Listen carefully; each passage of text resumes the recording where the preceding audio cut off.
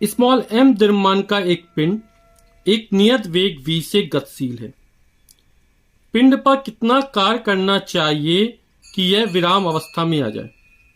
तो इसके पहले वीडियो हमने चर्चा की थी कि कार्य, ऊर्जा, गति ऊर्जा, स्थित ऊर्जा एक ही प्रकार की भौतिक राशियां हैं जिनको आपस में परिवर्तित किया जा सकता है।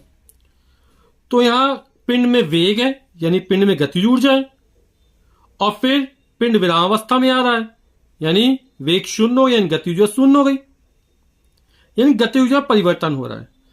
और गति ऊर्जा में जितना परिवर्तन होगा वह किए गए कार्य के बराबर होगा।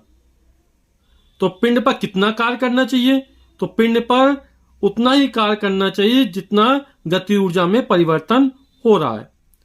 तो पिंड पर किया गया कार्य बराबर गति ऊर्जा में परिवर्तन।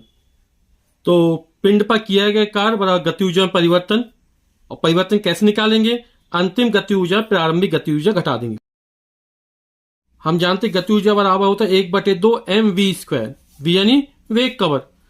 तो यहां पे अंतिम वेग शून्य हो रहा है, तो 1/2 m और v की जगह कितना 0 का वर्ग माइनस 1/2 m, पिंड का द्रव्यमान वही रहेगा, और इस प्रारंभिक वेग कितना था? v था, तो v का वर्ग हो जाएगा।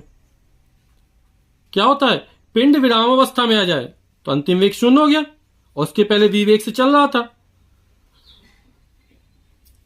तो 0 का वर्ग 0, जब किसी संख्या 0 गुणा किया तो पूरा 0 हो जाएगा, माइनस 1/2 mv², यानी ये हो जाएगा माइनस का 1/2 mv²।